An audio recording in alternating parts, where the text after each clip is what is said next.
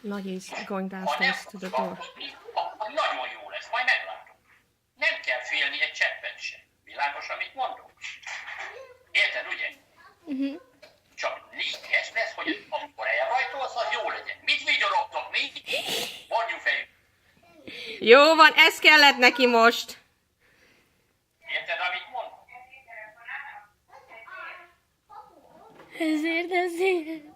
Jó van, most már nem izgulsz? Most már nem izgulok. Jó van, na. A dolog lényeges ám. Hát lényeges. Hát ez... Ilyen személy módon hazajönni, hát ez nem igaz.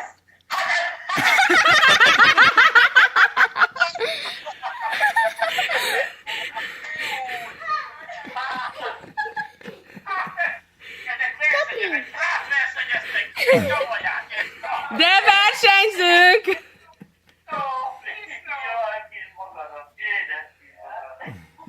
Hát ezt nem hiszem el.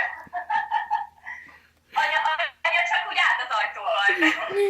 Hát nem tudtam hirtelen, hogy kicsoda van. Szia, apukám.